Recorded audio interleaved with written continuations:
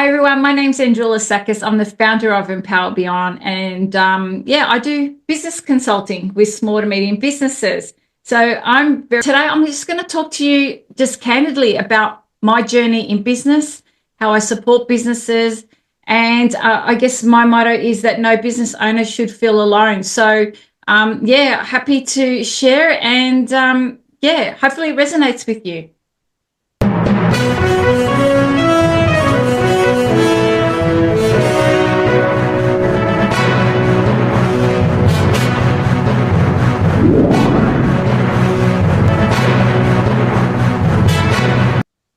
Now, welcome to yet another exciting episode of the Online Prosperity Show, your gateway to business growth and personal transformation. I'm your host, Prosper Taruvinga, and today we have a special treat for you. We're going to be diving into the world of business optimization with someone who believes that no business owner should feel alone. Now, Androulla, how are you doing today? I'm good, Prosper. How are you? I am doing mighty fantastic. All the best to have actually seen you. I mean, we've been working on this for a while, haven't we? Yeah, we have. Yeah. And I'm eager to contribute wherever I can.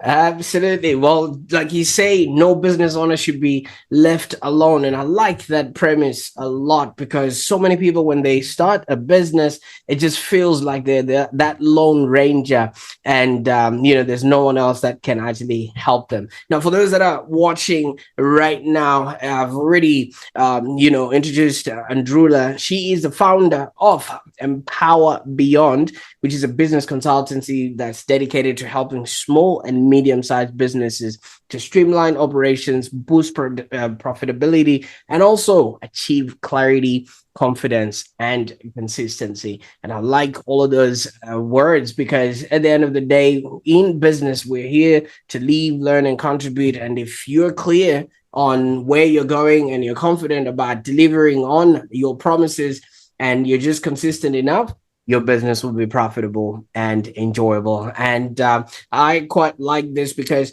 Androulla just didn't wake up one day and think, this is how I'm going to get started. Her journey is nothing short of inspiring. She comes with over 25 years of experience, including a significant stint at Toyota, which we're going to be talking about the most. And she also transitioned from that corporate world that she was in to now start her own journey in entrepreneurship. And those are part of the stories that we're going to be covering in the episode today. So you can see that her passion for continuous improvement and her belief in the power of people, processes, and products has actually become the cornerstone of her success. Now, Androulla, if you don't stop me, I'm just going to keep going on, and I might just end up talking about things that I'm not even qualified to talk about. Tell us a little bit about, the beginning, of your sort of corporate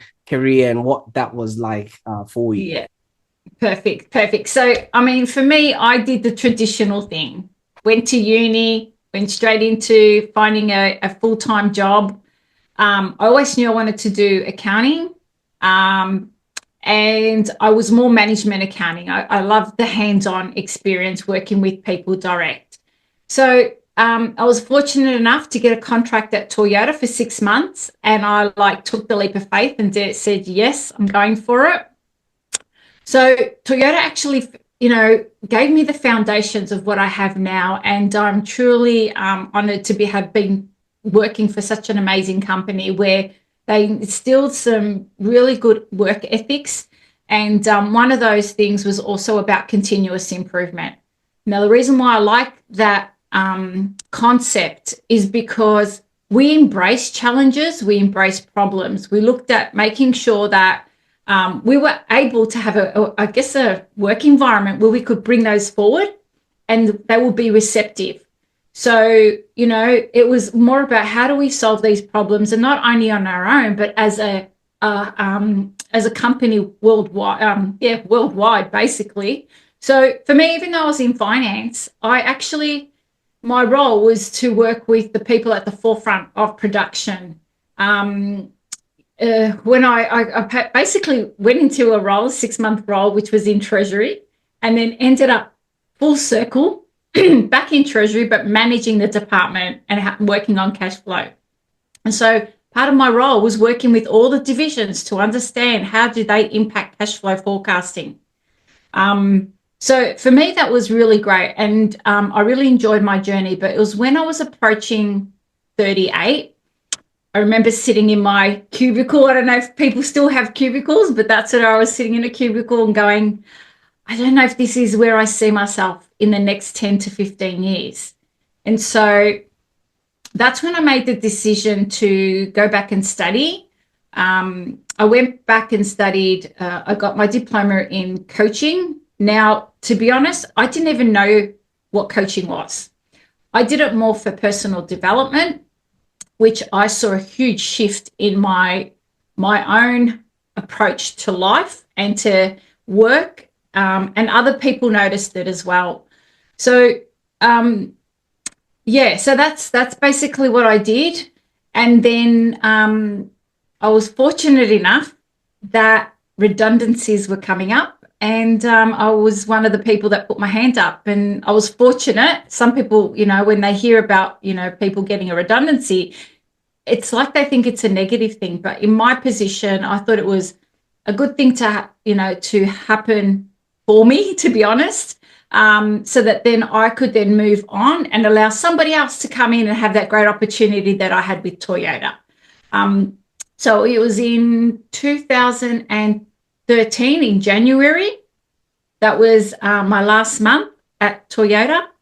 And since then, I have been working my business full time. Absolutely. But I must say, yes. So it has been a bit of a journey. It wasn't all smooth sailing. I'll just share with you, the first 6 months was the time where I was like, and I think a lot of small businesses will go through this, where, you've got this idea that you want to be your own boss, and, the sky's the limit, and, things are just going to happen. But that was never the case. So for me, in the first 6 months, I actually remember sitting in my office and kind of, to be honest, I was like really upset. And my husband walked past and said, Androulla, what's going on? And I said, you know what? Am I doing the right thing? I was like, am I being selfish, trying to pursue my own dreams? Am I good enough to do this? A whole lot of doubts came into mind. And, I never forget. And he saw what I had done in 6 months. And he said to me, Androulla, you are doing everything possible to get, to do what you need to do to grow your business. You keep going with it. And that's all that mattered, right? And this is why I'm saying that, guys, is we're going to have people in our ears telling us what we should do and shouldn't do. At the end of the day, it's what makes you happy, and, being around the right people that will support you. So, since that day, I have never looked back. Like, I had that moment of 6 months, but since then, I never looked back, and I kept going forward. It doesn't mean that I don't have challenges, on a daily basis, or, but I learn how to deal with them. And that's the whole principle around, having someone come into your business and helping you out, is that we are going to have challenges. And this is why my motto is, I don't want any business owner to feel alone, because it can be really hard. Sometimes the people you surround yourself with don't understand what you're going through. And you just sometimes need that sound, someone to listen to you. Doesn't mean you might want their advice, but you just go, I just need an ear for today. Absolutely. And thank you so much for taking us through that journey. And it's quite remarkable when you've got other people that you can, sort of borrow their confidence in what they see in you before you've actually achieved that. And kudos for you for having, your husband by your side, who definitely is fanning those flames. But let's go back to, the time when you actually started, you in the treasury there and things like that. You see, I was telling you earlier, Androulla, I've got two daughters. One is 10 and the other is 6 currently. And last Halloween, the other one just showed up wearing a costume of a witch, and for me that was like, I hope she's not going to come back and say this is going to be my career. And the next time I asked her what she wanted to be, she actually said, I want to be a witch.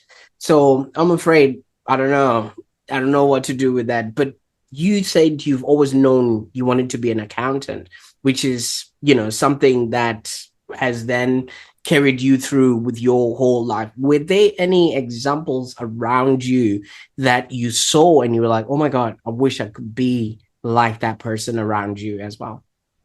Okay, so for me, I'm a person that I like things to balance. I was never really that good at English, right? So I knew I wasn't going to get into that field of work. So for me, it was like I like things where there's a bit of an answer, right? So it's balancing debits and credits. Now, I don't practice accounting. In my business, I focus on the operation side of things. So, and then the numbers side. So for me, to be honest, yeah, it was more about me, the numbers. I do remember I did want to become a teacher. And it's funny that I say that because I'm actually doing that in my business. I'm actually teaching people. Wow. And, sometimes I run workshops. So I'm still facilitating the teaching elements of it. But I do remember I was in year 9. And I was saying to one of my teachers, like, oh, I want to be a teacher. And they actually said to me, Androulla, I don't think there's any money in it. And I was like, okay. So, but I loved the numbers side of things. And I was already doing a subject in accounting. And so I just pursued that. And I think because, people hear accounting, there is so much broader things than doing taxes. So it was great for me to experience that through Toyota because every 3 years we would actually get rotated to different roles. So we'd experience things like cost analyst. It'll be, treasury cost, cash flow forecasting, doing board reports. So I actually got a taste of what I really wanted to do. And that sort of gave me the platform to go, I love working with people. I love doing, directly with people. I love putting checklist procedures together because that's what we were doing at Toyota. And I love guiding a team because I did have a team that, it was looking at what their strengths were and what some of their non-strengths were and being able to support them where I needed to or be able to go, you know what, they're really good at a certain thing. And that gives them the confidence because they know they're good at it, that could then filter through other stuff that they do. So, so with the accounting side, that's how it all came about. Even now when I work with clients, I will be able to go through their reports and just have a look. But the reports for me is numbers. I really want to understand the story behind the numbers and what happens on a day-to-day basis for us to go, are we focusing on the right things here? Because if we're putting our time and energy on things that don't really matter and not having an impact on our numbers, why are we choosing to do so? And, I remember, how many times do we hear people go in a role that they're in, they're doing something because somebody else was doing it before and no one questions it. So sometimes we've got to ask the question is, why am I choosing to do this? And challenge the status quo. So, I hope that answers the...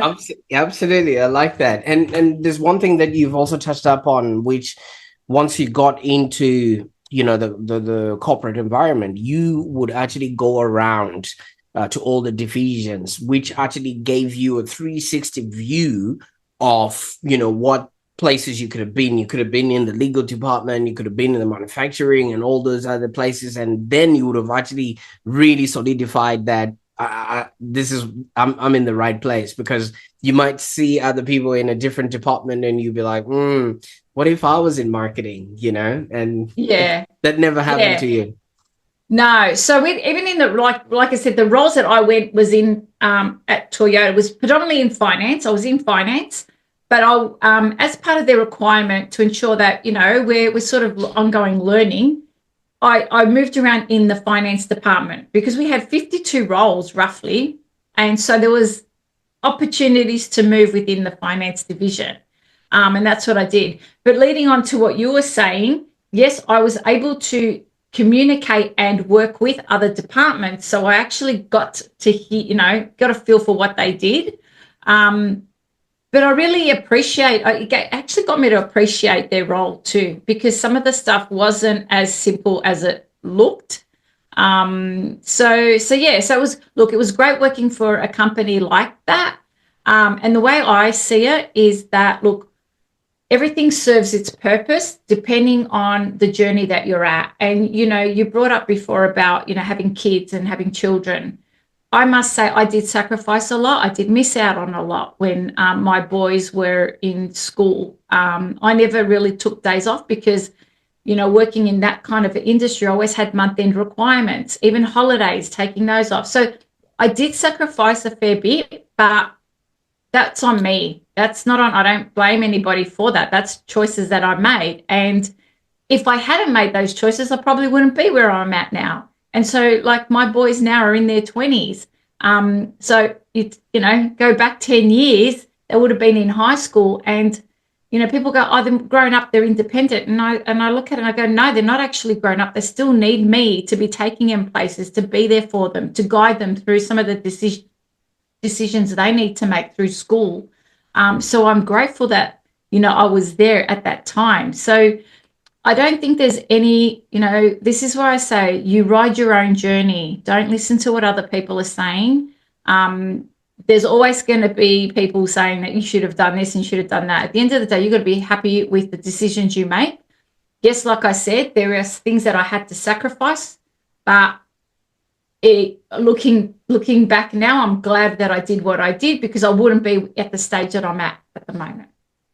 Absolutely. I mean, obviously, you cannot connect the dots looking forwards. You can always connect the dots looking backwards. And if you're happy watching that rearview mirror, then, so be it. And I like how you always keep saying that, choose the path that you absolutely love. And I'm sort of getting the sense that most of this would have come from maybe the personal development journey that you then undertook, because you did say, while you were at it, you took on, personal development journey that then led you to take on that diploma in, in coaching. Now, was personal development a common, mainstream type topic, or was it something that you had to just put it in your purse and then walk in front of people as if everything was normal during that time?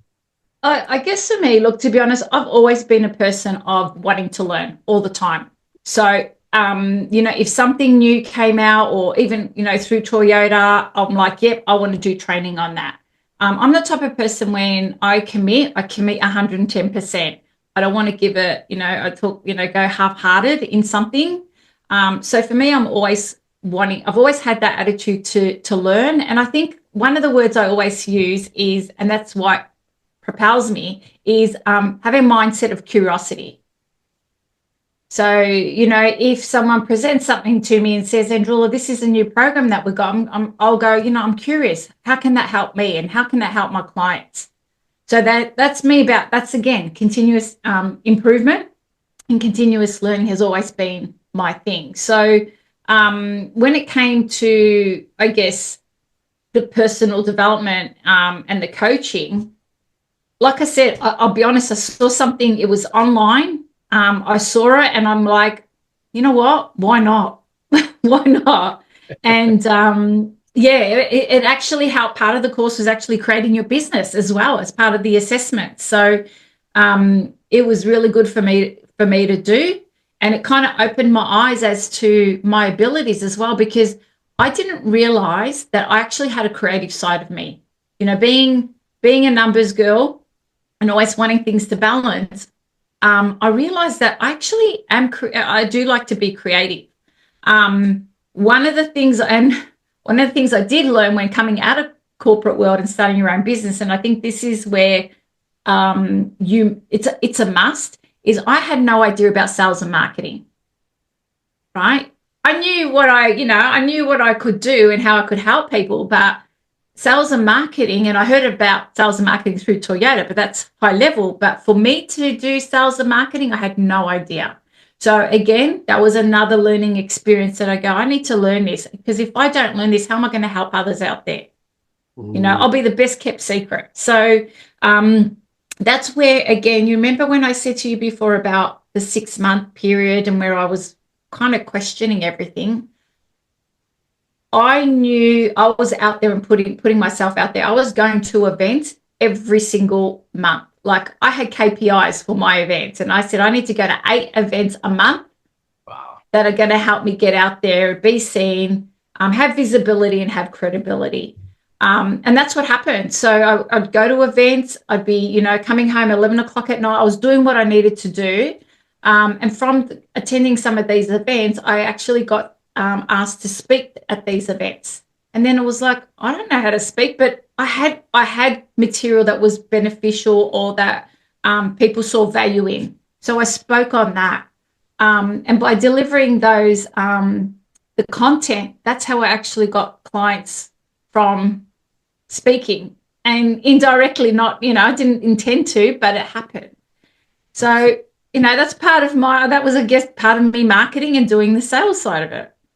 Absolutely. I like that. And, so many people would have just maybe waited until everything was perfect, but you went out there and you actually started creating for and relating. And the fact that you'd stayed that late out there, that really showcases the dedication that you had towards building this business. But so many people, especially when they're coming in from like a corporate sort of environment where everything had seemingly been done for them, like, in other departments. So maybe they come in and they want to start a coaching business. Where they're coming from was an accounting department, a marketing department, somebody who'd clean their desk, when they're done and things of that nature. Didn't that become an overwhelming sort of, feel now that you had to do everything and wear all these hats by yourself? What was the actual feeling that you were going through when this was getting started? Yeah. So for me, it was going, okay, who's already achieving what I want to achieve? Right. And that's where I go, okay, I need to surround myself with those type of people. What are they doing? Like, so jumping on board, not being afraid to put myself out there. Over times I did engage coaches for myself for different parts of my business because, I was a little bit lost.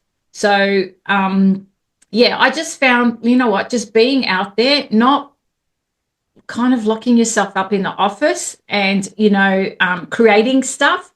I think engagement with people, being curious, asking questions is the way to go in really learning. Then going to yourself, okay, out of what I've just, learned about from somebody else, what am I going to implement? So the key here is implementation. And that's what I say to my clients. We can talk, we can plan, we can, have the big vision, but without actions, nothing's going to happen.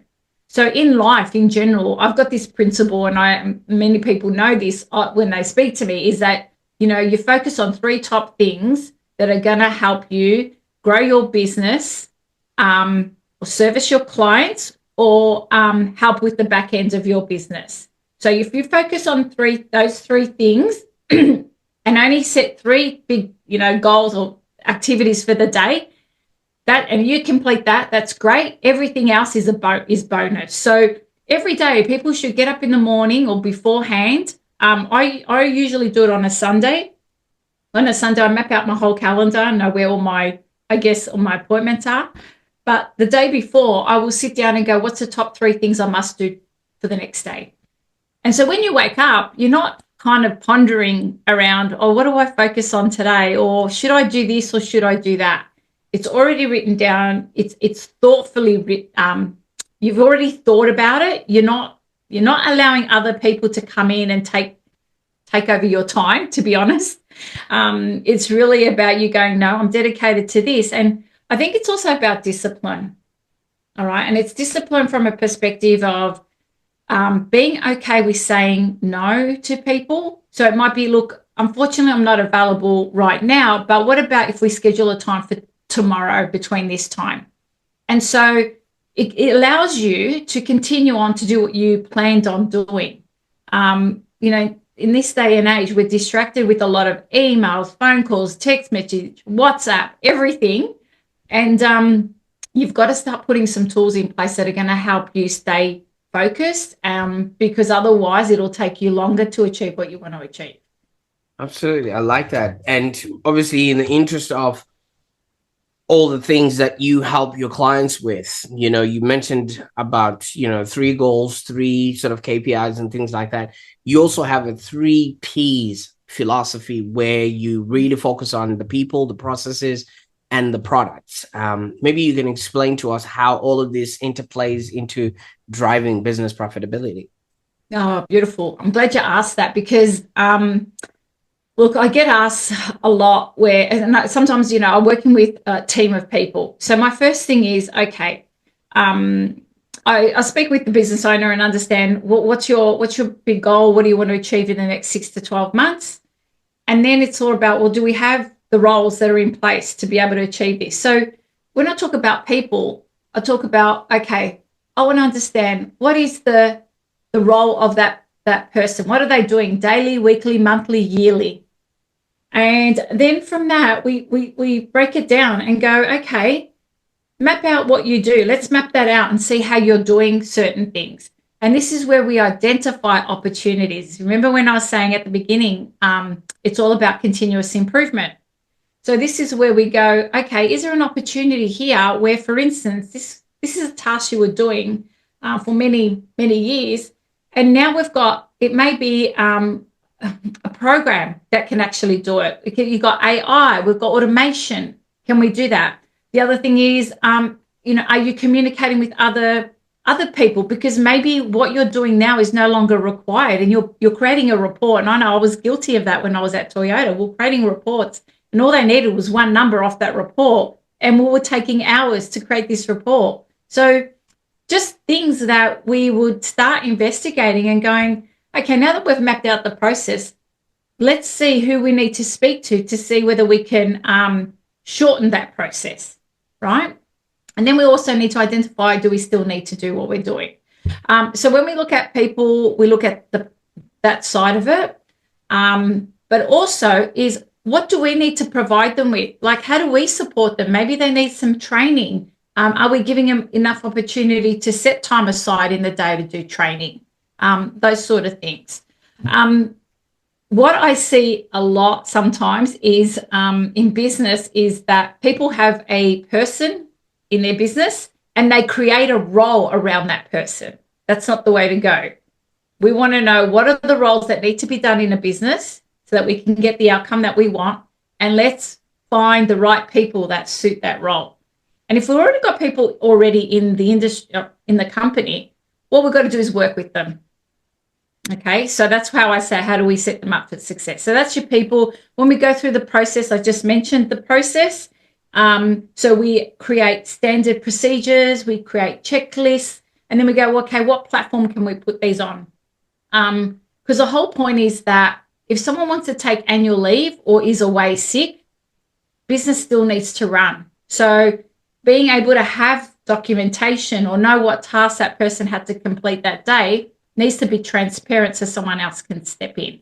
And when I look at the product or the service of a business, we actually look at, okay, what do you provide? Like, what are you offering? So what's your product or service? What's your pricing? And what are your margins? Which ones are the ones doing, are selling, and which ones aren't? And if they're not selling, is it because you're not marketing it? Or is it because customers it's not in demand? So we've got to make some decisions around your products and services. So they're the 3 Ps: people, process, and products that we look at. And that ties in the overall business, looking at the performance, but underlying is your profit. And the biggest thing is your cash flow, because people can have profits in their business. However, if they're not getting paid for their service, then we need to look at another strategy as to how to receive payments from clients.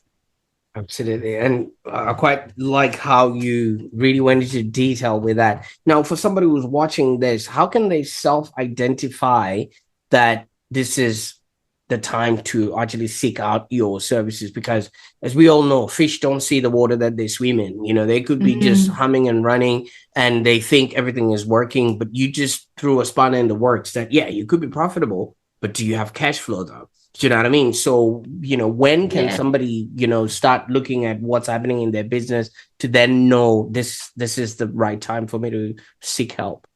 Yeah. So there's two, normally I have there's two different scenarios. One is where people feel like they're not achieving their goals if they've set goals, right? So the number one, if they've set goals, they're not achieving them fast enough and they don't know how to get there. So what they're tending to do is they're going for those shiny object syndrome. That's what they're doing. They're going for that. And I think that's going to work and that's going to work. And before you know it, they're overwhelmed by everything. And they're still not achieving their goals. So that's the one sign as well. Then I've got the other side of it where people are doing really great in their business. However, what's happening is the business owner, and they've got staff, the business owner is still tied to being the technician and doing doing the work. So we will need to pull them back and be more strategic and spend more time on that and growing the business rather than working in the business themselves. Absolutely. And, so many people, you're right. When they get started in this business, they feel like they're the one that knows how to run this business and they're the ones that actually can deliver that service. But you can't climb the ladder of success with your hands full. And as you say, just in the event that they are not going to be available on that day, the processes need to be documented so that business can continue and things of that nature. But you've been doing this for quite a while. What do you sort of see as one of the things that a lot of businesses get wrong of those things and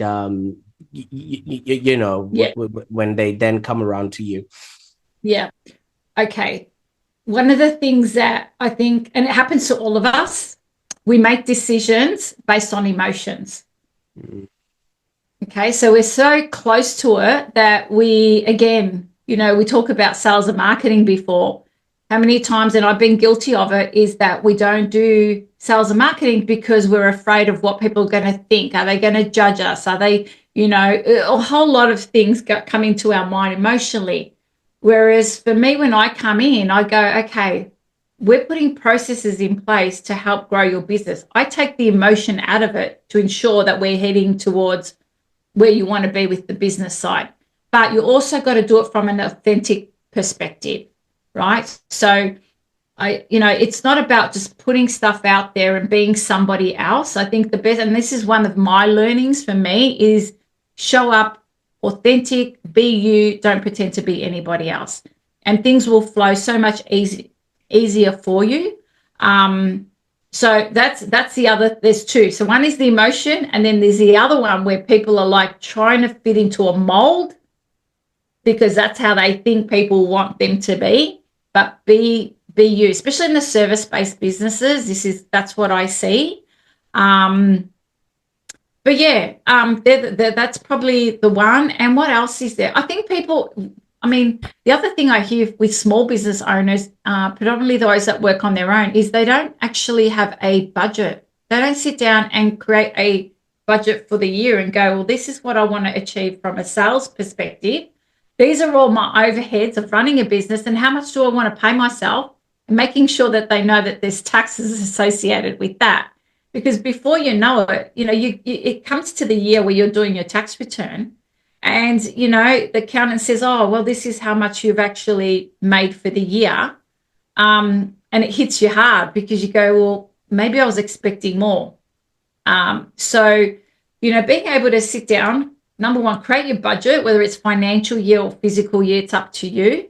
And then start tracking those numbers monthly. Check in every month and go, have I hit my goal? But the key to that is understanding what was the driver to that number. So if you're not doing the activities that are driving the sales, then you can expect that you're not going to get those sales. So you need to make sure that you're spending your time on the right activities. Absolutely. See, from what I'm hearing, Androulla, you're saying a lot of businesses are measuring in minor things, things that seemingly might be moving the needle, but it's actually not. And most of those things are found in the shiny objects department of, department store. Now, with that being said, there's a statement that I always hear, and I don't know if it's just an Australian thing, but ever since I came to Australia and Androulla, I've just been hearing people say, she'll be all right, mate. Things will sort themselves out and things of that nature. And what have you got for people like that? Okay, so maybe she will be right. Okay, but how do you know? Like, again, it's about having, I say there's the things where you focus on the things you can control and influence, right? So, and also the thing about, I guess, are you willing to accept what turns up? That's the thing. Like, sometimes go, yeah, it'll be right. Or, I'm the type where I go, if I leave it in somebody else's hands, I'm actually accepting what shows up. And I'm not taking control of something that I could potentially take control of or influence. So what you find is those, you might be saying, yeah, she'll be right. But then it comes to a point and you go, well, it's not right. And then you're starting to be reactive, right? And this is where you make decisions that you haven't done any analysis. You haven't really thought about it. And you're putting out fires. And this is where I hear some of the people I work with as well. They say, Androulla, I've got the whole weight on my shoulders and I feel like I'm putting out fires consistently. I don't have a breather. So, that attitude of she'll be right. Maybe it will, maybe it won't. But if you take a philosophy of being proactive rather than reactive, you will find that, you start feeling, like I said, you've got more clarity.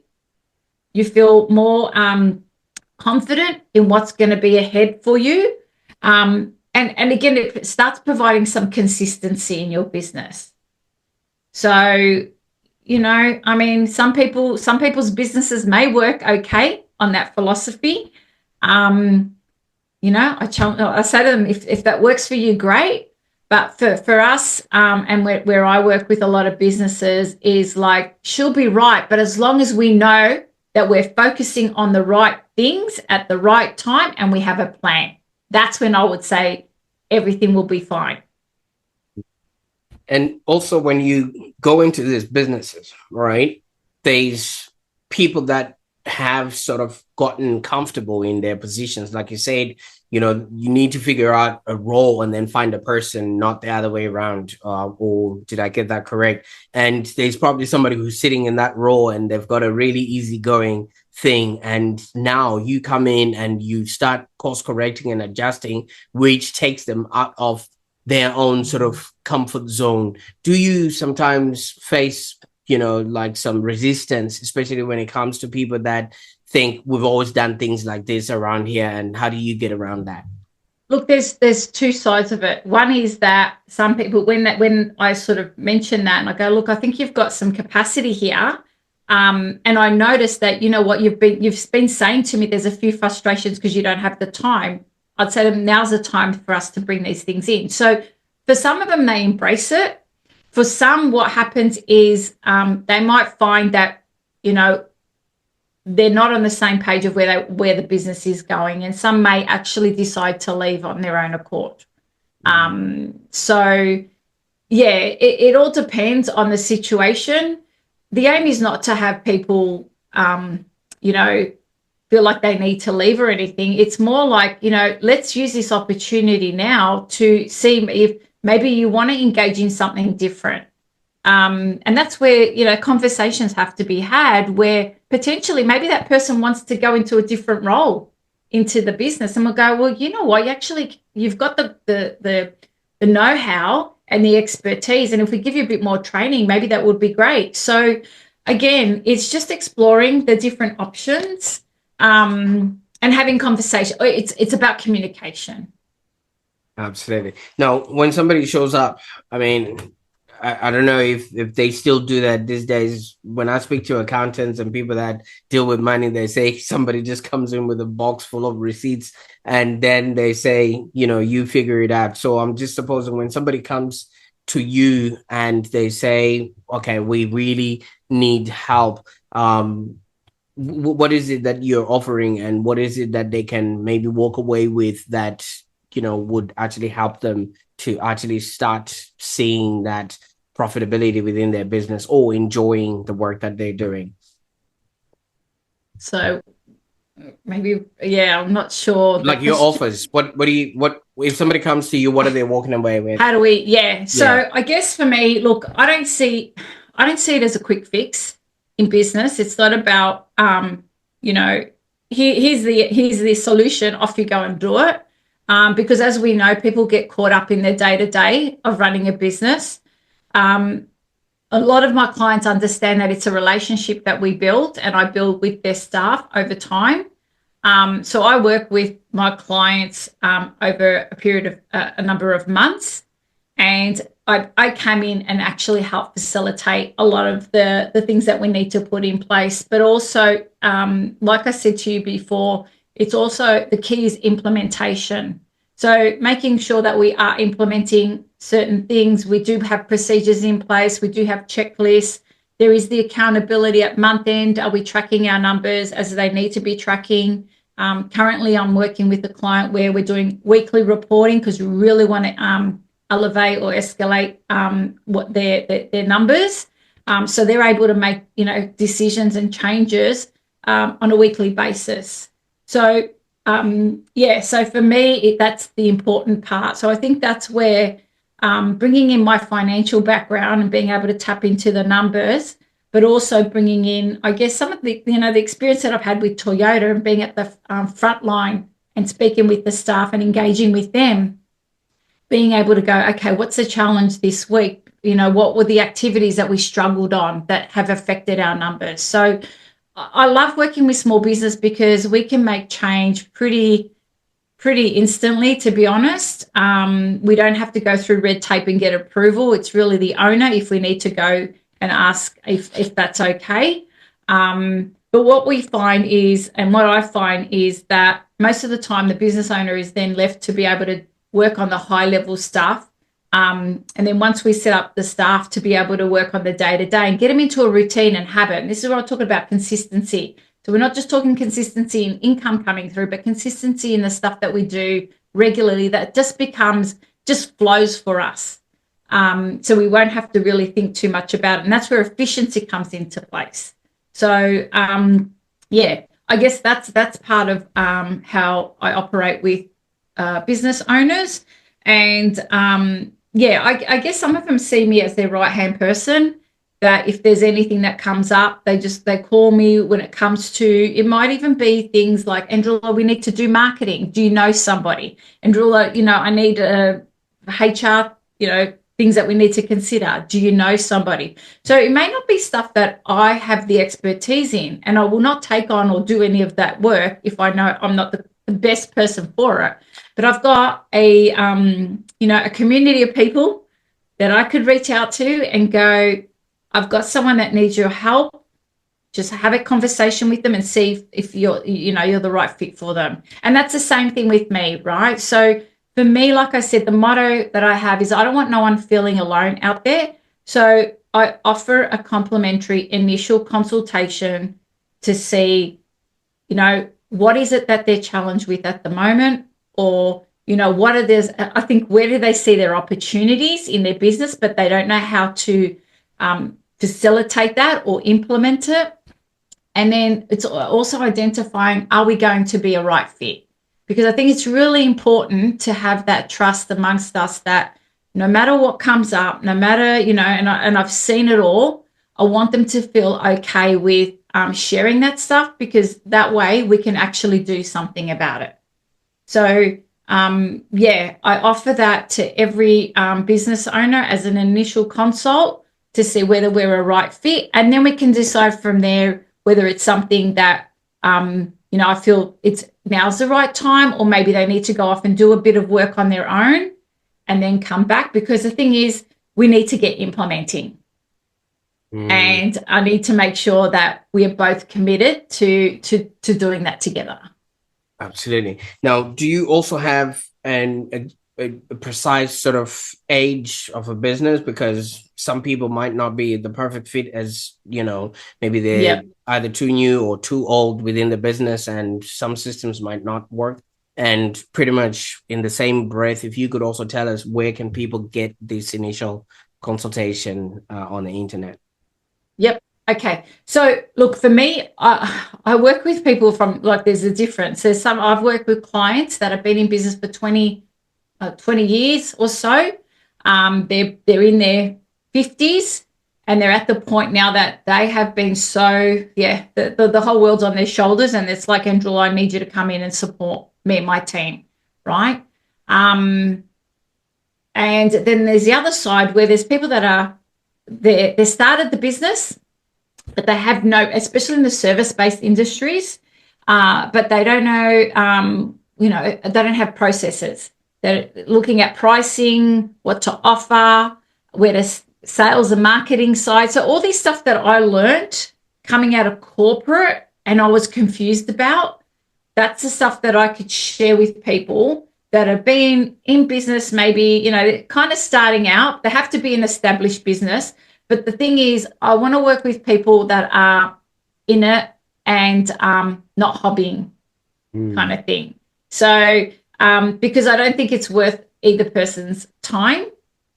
So they're the kind of people that go, you know what, I can see myself doing this for the next 5 to 10 years, and I really want to give it a good go. Getting your heads around, and that's what happens is sometimes there's one thing that you get stuck on that is stopping you from doing everything in the business. And so, being able to have someone like myself get on the phone and say, Androulla, you know what, I'm stuck on this pricing. What do you think? And together we will work through it, and and then they can move forward, because that could, I've heard people sitting on pricing, and I'm guilty of this. This is why I'm not teaching anything I haven't gone through myself, is that, sitting on a pricing and not putting something out there and offering it to someone because I was not sure about price. So I never offered it. So you'd have a consult and it's like, okay, goodbye. And so I understand what people are going through because I've done it myself. And absolutely. I quite like that you see, because so many people on Androulla, they watch a video or they go on a weekend to some conference, and then they walk through burning coals. On the way back, they pass through a pharmacy, buy some ointments to ease the pain of those burning coals, and then they walk into JB Hi-Fi, buy a laptop, and before you know it, they call themselves a coach. And they haven't gone through what you've gone through, the experience. They haven't actually done the work and things of that nature. So kudos for you for having stuck with this, and also now you laying the pathway for others so that they too can have a business that's profitable and enjoyable. I'll make sure that all those links for that consultation are in the show notes below, so that people can get started on their journey. Now, Androulla, you keep coming back to this 6 months of you starting business and moving from corporate and things of that nature. If you would have been watching a video like this from an established coach like yourself in that time, what would you have wanted to hear, especially knowing what you now know now about life and business and everything in general? I would have said, like I said, I would have said to myself, don't worry about what other people are thinking. If you know you're putting 110% in what you're doing and you're doing the best that you can, then you keep going. And also I would have said, make sure that you're surrounding yourself with people who have done what you're looking to do. So they need to be steps ahead, so that at least then you'll know what you can see the pathway. Because representation matters, right? It's not like the blind leading the blind, because so many people just follow through just because somebody's loud on the internet and not quite seeing the track record that person actually has. Now, I can't thank you enough, Androulla, for the time that we spent on the call today. I mean, your life story and your experience have so much value for whoever was listening right now. And I think you've literally become that person you wanted when you were getting started. Mm. I'm in a good place, Prosper, like I am, and yeah, I'm in a really, really good place. And that's why I've just got so much to give, like whatever way I can do that, and that's my whole thing. When you get to like my age, you always go, and you think about it, like when I leave this planet, um, what am I going to leave behind? So I think of that. So even getting on social media was not my thing, but at the end of the day, I'm still going to be around when I've left. So and I'm still doing my good deeds. So yeah, I'm very fortunate. But I have worked towards where I'm at the moment, and I encourage others to do the same. Absolutely. Well, now that you've introduced us into your world, Androulla, what's next? What can we expect that you're working on that we can champion you towards and be excited to hear as you achieve it along the journey? Yeah. So, okay. Most of my talk has been about me working, with one-to-one clients, but I realize even in my business that I want to be serving so many more business owners there, and I'm working on this and putting things together, but I want to create a community of business owners where I can support them with, having certain processes in place, but also having an environment. I want to create an environment where people feel safe and being able to have other people to kind of bounce things off, but also understand that we're all in it together. So that's what I'm looking to do. I haven't got the details yet, but that's something that I want to create a community of businesses where I can provide that support.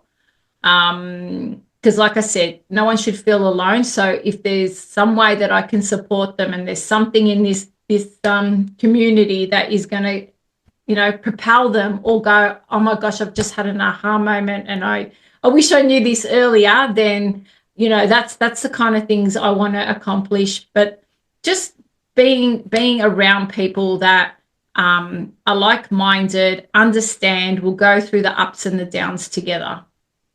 Absolutely. And I think you're the perfect embodiment of ask not what the world will give you, but ask what you can give of the world. I can't Mm. thank you enough for you sharing your journey with me today, Androulla. Thank you, Prosper. Fantastic. For those that are watching right now, as you can tell, Androulla's journey is a testament to the power of resilience, continuous learning, and the importance of seeking support.